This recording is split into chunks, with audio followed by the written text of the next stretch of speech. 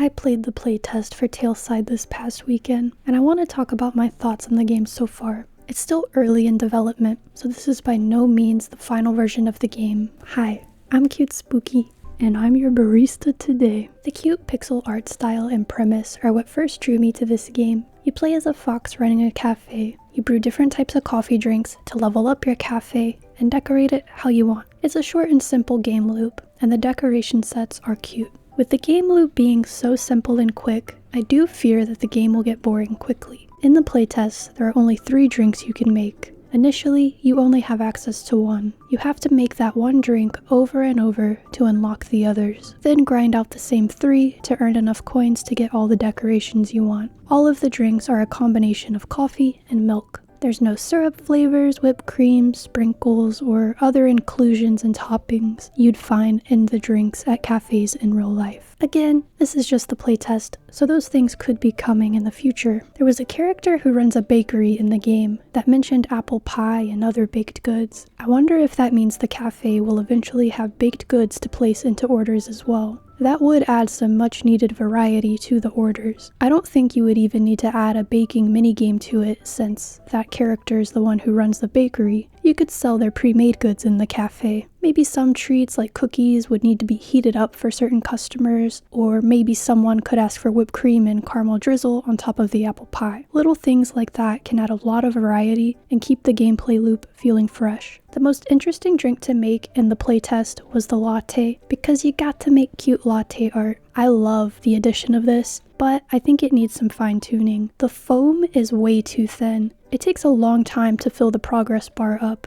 and it makes the latte art look scribbly. If you hold the mouse button down, the foam does reach a thickness you'd expect, but once you start moving your cursor, it thins out again. It felt inconsistent, and like I didn't have good control over it. Eventually, I stopped engaging with it because it became too time-consuming. This is when I realized that there should be an option to auto-create the latte art. While you can toggle off the scoring mode at any time, you still have to draw something in order to complete the drink order. When I got tired of the minigame, I draw a single dot and move on. So I think it'd be cool to have 2 options. One where you get to draw the latte art, and that can award you the extra coins, but the foam needs to be thicker, so this will be a more fun and quick process. And the other option would be to auto-complete it, so you still get to see the pretty latte art, but you won't get the coin bonus. I'd prefer to draw all the art myself, but the current system made me not want to engage with it after a few times. An element of the gameplay loop that makes it feel too tame is a complete lack of difficulty. I've noticed a trend in cozy games where, because it's supposed to be a cozy game, developers think that means it shouldn't have any challenge. It should be a completely chill experience or something, and I think this is a big mistake.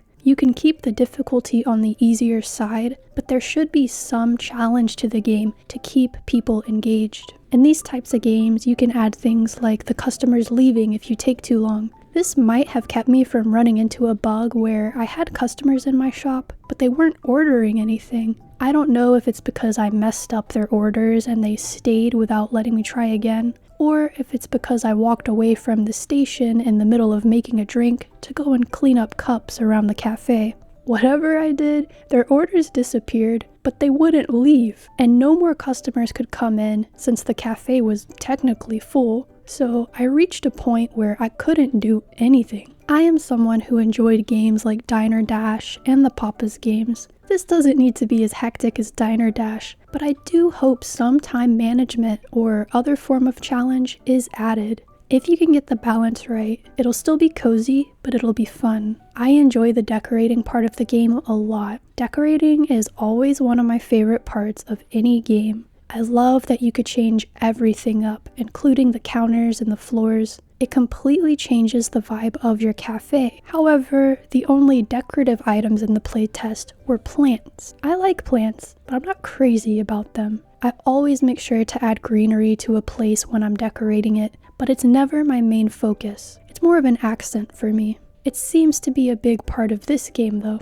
There was another NPC who mentioned that crossbreeding plants might even be a feature in the future. I think there are people who would be into that. There's probably some overlap between people who are into coffee and running a cafe that also really like plants. I see the aesthetic, I see the vision. Personally, it's not for me. I'm more into a coffee bookshop, a witchy cafe, or a cat cafe, things like that. All of those themes would incorporate plants, but they would need a lot of other kinds of decorations too. There was a cat theme set in the playtest decor, so again, these things could already be planned. I've never been into crossbreeding plants in any cozy game. I never got into breeding hybrid flowers in Animal Crossing, for example. I know there are people who go crazy for that kind of thing, but not me. I hope the game will focus more heavily on running the cafe, because that's what drew me to this game. Overall, I still really like the concept and vibe of the game. I'll continue to keep an eye on the development of it. From what I've played so far, it feels like a game I'd be able to put a couple of hours into before moving on to something with more depth. It's super early in development though, so that's by no means a final verdict. There will be a demo coming out soon, so I'm going to leave a link to the Steam page in the description below in case you want to add it to your wishlist and be notified when that drops. I'm curious to see how the demo differs from the playtest. If you like the video, press the like. If you want to see more of me, subscribe.